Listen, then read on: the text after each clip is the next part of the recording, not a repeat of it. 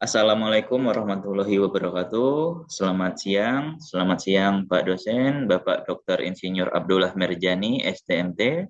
Selamat siang rekan-rekan mahasiswa.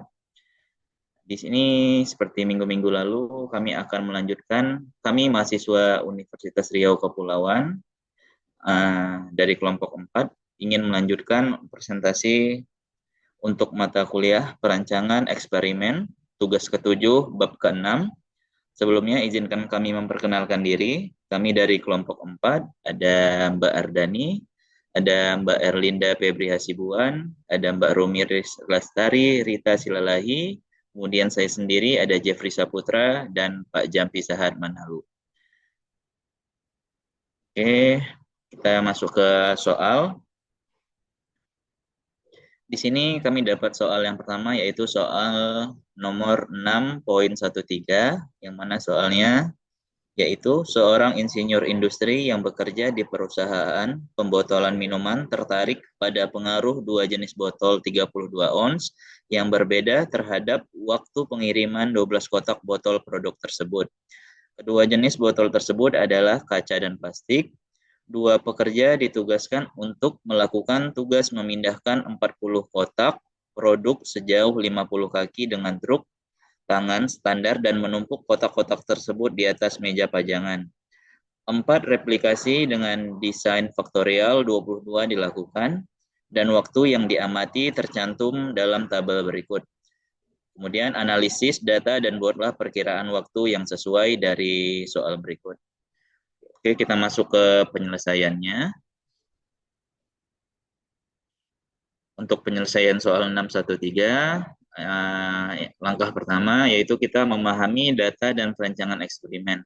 Dari soal kita memiliki data sebagai berikut, yaitu faktor 1 untuk botol type, glass, dan plastik, 2 level. Kemudian untuk faktor 2 itu ada data worker 1 dan 2 level. Kemudian replikasi 4 kali untuk setiap kombinasi, kemudian respon, di sini data respon yaitu waktu atau time untuk menyelesaikan tugas. Ini adalah rancangan faktorial 2 kuadrat dengan 4 replikasi. Yang kedua, menyusun data dan masukkan data, yaitu buka aplikasi Minitab, buka software Minitab, kemudian masukkan data dari tabel ke dalam worksheet 1. Seperti yang ditampilkan pada slide, di sini ada 16 data, masing-masing gelas dan plastik. Oke, next slide, Mbak. Kemudian kita masuk ke yang B, untuk analisis ANOVA-nya setelah kita buat tabel pada worksheet 1 tadi. Untuk menampilkan analisis ANOVA-nya, langkah-langkahnya seperti berikut, yaitu start, ANOVA, pilih general linear model, kemudian klik fit general linear model. Kemudian muncul untuk tabel respon, isi dengan time. Untuk tabel faktor, isi dengan bottle type dan worker.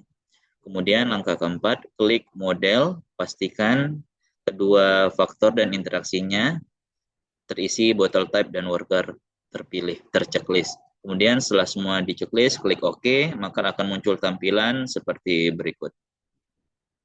Oke, untuk slide berikutnya akan dijelaskan oleh Mbak Rumiris. Silakan dilanjut, Mbak. Oke, baik, kita lanjut. Eh, Selanjutnya adalah untuk plot efek utama dan interaksi. Kita masuk ke menu Start, seperti yang tertampil di layar. Masuk ke menu ANOVA, kemudian General Linear Model, kemudian pilih Factorial Plots. Nah, di, di Factorial Plots itu pilih Main Effect Plot dan Interaction Plot.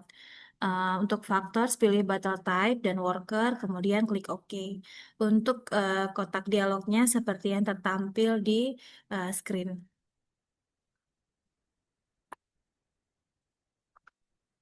Kemudian ini adalah hasil dari main effect plot for time dan juga hasil general linear model time versus battle type worker yang muncul di window-nya.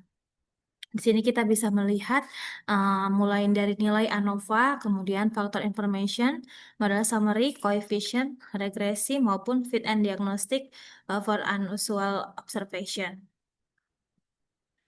Nah, kemudian untuk analisis residual, dalam dialog general linear model kita klik grabs, kemudian pilih 4 in 1 atau residual plot seperti yang tertampil di layar. Kemudian juga cek residual versus fits dan residual versus order. Kemudian oke dan lalu klik oke untuk menjalankan. Kemudian ini ANOVA interpretasi hasil sudah muncul di layar normal probability plot versus fits, histogram dan juga versus order yang muncul di Windows. Nah, kesimpulan dari ANOVA yang muncul di Windows-nya adalah kita bisa melihat bahwa batal type signifikan, di mana P-nya kurang dari 0,05, yang artinya jenis botolnya mempengaruhi waktu. Nah, kemudian workernya tidak signifikan karena nilai P-nya lebih dari 0,05, di mana perbedaan pekerja tidak secara statistik signifikan. Kemudian karena interaksi botol type dan worker tidak signifikan, maka itu artinya efek botol konsisten pada kedua pekerja. Untuk plot interaksinya karena garisnya hampir sejajar, artinya tidak ada interaksi yang kuat. Maka sesuai dengan p-value-nya kurang dari 0,05. Nah, untuk residual analisis, kita bisa melihat normal probability plot residualnya mendekati garis lurus, kemudian residual versus fit-nya itu harusnya tidak ada pola acak, kemudian modelnya cukup memadai. Nah, untuk ringkasannya, eh, jawaban dari 6,13 ini, eh, kita bisa menggunakan botol plastik jika ingin waktu lebih cepat. Kemudian workernya 2 itu sedikit lebih cepat namun tidak signifikan. Nah, kemudian model cukup memadai jika residual memenuhi asumsi 2D normal. Kemudian dilanjutkan oleh teman saya, Kak Linda. Baik, terima kasih Rumiris. Selanjutnya saya akan menjelaskan soal 6.14, di mana soal tersebut pada soal 6.13, insinyur juga tertarik pada potensi perbedaan kelelahan yang dihasilkan dari kedua jenis botol. Sebagai ukuran besarnya, upaya yang dibutuhkan, ia mengukur peningkatan denyut jantung yang disebabkan oleh tugas tersebut. Hasilnya adalah sebagai berikut di dalam tabel. Analisis datanya. Untuk penyelesaian soal 6.14, pertama-tama kita memahami data dan rancangan eksperimen. Dari soal kita memiliki faktor satunya itu botol type gelas plastik dengan 2 level. Kemudian faktornya 2, worker 1 sama 2 di 2 level. Replikasinya 4 kali untuk setiap kombinasi. Responnya itu elevation of heart rate atau pulse. Dan rancangannya faktorial 2 pangkat 2 dengan 4 replikasi. Next. Selanjutnya, langkah keduanya kita menyusun data dalam bentuk format kolom di Minitab seperti yang ditampilkan pada share screen. Masukkan datanya uh, seperti worksheet ini. Next. Kemudian selanjutnya kita menganalisa ANOVA. Di analisa ANOVA-nya kita klik Start, ANOVA, General Linear Model, kemudian klik Fit and Linear Modelnya. Maka di responnya kita isi pulse, di faktornya kita isi bottle type sama worker. Kemudian uh, di klik model, pastikan kedua faktor dan interaksinya atau bottle type dan workernya itu terpilih. Kemudian di klik grabs-nya itu dipilih 4 in 1 residual float, kemudian residual versus fit, dan kemudian residual versus ordernya dicentang. Kemudian klik OK. Next. Maka akan tampil hasil seperti di share screen ini, di mana tertampil dengan faktor information, analysis of variance-nya, model summary-nya, coefficient, dan regression equation-nya, seperti yang ditampilkan. Next. Kemudian untuk menjawab soal C-nya, kita membuat factorial float, di mana yang pertama-tama kita klik Start, ANOVA, General, General Linear Model, Factorial Float, kemudian pilih Main Effect Float dan Interaction Float. Kemudian faktornya itu diisi, pilih Bottle Type dan Worker, seperti yang ditampilkan pada layar. Next. Untuk selanjutnya akan dijelaskan oleh Pak Jampi. Kepada Pak Jampi kami persilakan, Pak.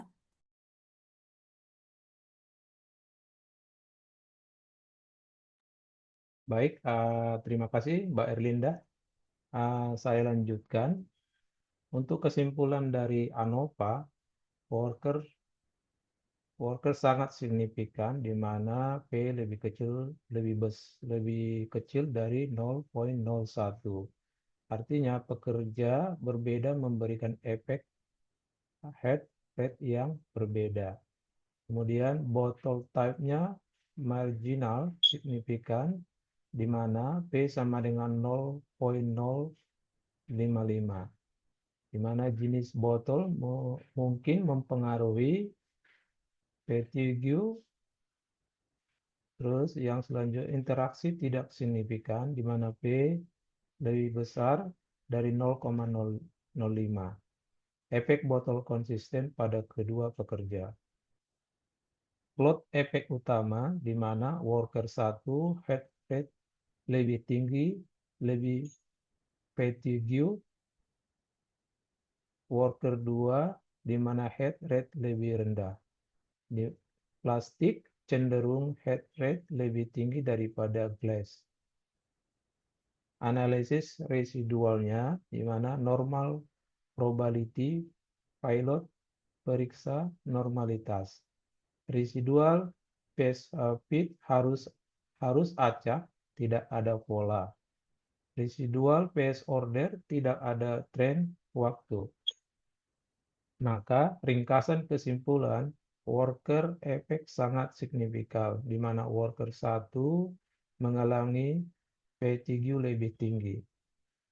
Kemudian botol tipe efek marginal, di mana plastik mungkin menyebabkan sedikit lebih fatigue, dan tidak ada signifikan efek botol sama untuk kedua worker. Terlihat seperti main efek tampilan di screenshot. Next. Untuk soal 61.15, di mana kita hitunglah batas keyakinan 95% untuk efek faktor pada soal 6.14. Apakah hasil analisis ini sesuai dengan analisis varian yang dilakukan pada soal 6.14? Terlihat pada tampilan tables yang sebagai berikut. Next. Nah, di sini langkah-langkah di Minitab untuk confidence limit, alternatif untuk menggunakan general linear model untuk confidence interval. Langkah-langkahnya yaitu start ANOVA, lalu pilih general linear, lalu pilih lagi fit general linear model. Maka responsnya akan muncul false. Faktor kita masukkan bottle type untuk worker, terus klik result dan pilih display means corresponding to the term display confidence. Maka klik OK lalu OK. Terlihat tampilan hasil di layar sebagai berikut. Next. General linear model false versus bottle type worker.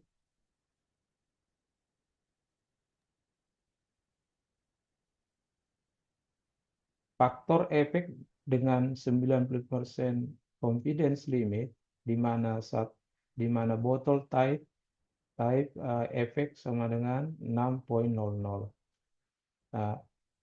Worker efek 15.25, di mana 95% 2.2 perhitungan manual. Maka kesimpulan tidak mencakup 0 sama signifikan. Interaction effect di 4.25, 95%, lebih 2.60 perhitungan manual. Maka kesimpulan CI mencakup 0 sama dengan tidak signifikan. Terlihat di layar untuk faktor informasi, analysis of variance, model summary, coefficients, progression equation, and residual value clues. Next. Baik, Pak Jampi, akan saya lanjutkan untuk slide berikutnya. Silakan, Mbak Ardani. Baik, saya akan melanjutkan untuk perhitungan manual confidence limit dari soal 6.15. Untuk perhitungan manual confidence limit ini, untuk rumus 95% confidence limit, untuk efeknya ini kita menggunakan efek kurang plus minus time di 0,025 DF error dikali SE. Nah, dari output Minitab ini kita dapatkan untuk SE confident di 1,581, kemudian untuk SE effect di 2 kali 1,581 atau sebesar 3,162. Kemudian untuk time-nya di 0,025,12 ini kita mendapatkan 2,179, sehingga margin of error-nya di 6,89. Dan 95% confidence limit ini untuk battle type-nya kita mendapatkan angka di minus 12,89,0,89. Kemudian untuk worker-nya kita mendapatkan di minus 22,14, minus 8,36, sedangkan untuk di interaction-nya kita mendapatkan minus 2,64,11,14. Sehingga untuk kesimpulannya, untuk perbandingannya, untuk di bottle type, untuk ANOVA P value-nya di 0,081, sehingga untuk 95% CL content zero-nya yes. Dan untuk konsistensinya bisa dicentang. Kemudian untuk worker, untuk nilai ANOVA P value-nya di 0, kemudian untuk 95% CL content zero-nya tidak, kemudian untuk konsistensinya dicentang. Kemudian untuk interaction, untuk ANOVA P value-nya di 0,204, kemudian 95% CL content zero-nya yes, dan untuk konsistensinya dicentang. Next. Untuk visualisasi efek dengan confidence limitnya ini, untuk normal plot of efeknya, worker effect jauh dari garis atau signifikan, kemudian untuk battle type dan interaction dekat dengan garis sehingga atau tidak signifikan. Sedangkan untuk Pareto charts of efeknya hanya worker effect yang melewati garis signifikansi atau theta sampai dengan 0,05. Nah, untuk ringkasan jawaban di soal 6.15 ini, untuk soal A, 95% confidence limit untuk faktor efeknya, untuk bottle type, seperti yang tadi sudah disebutkan, di minus 12,89,0,89. Kemudian untuk workernya di minus 22,14, minus 8,36. Sedangkan untuk interactionnya di minus 2,64,11,14. Apakah hasil analisis ini sesuai dengan ANOVA? Ya, sangat sesuai. Baik menggunakan confidence limit maupun ANOVA memberikan kesimpulan yang sama, yaitu worker effect-nya signifikan dan battle type-nya dan interaction tidak signifikan. Next. Berikut adalah hasil presentasi dari kelompok kami, kelompok 4. Semoga apa yang kami jelaskan pada hari ini bisa bermanfaat bagi semua pendengar. Terima kasih.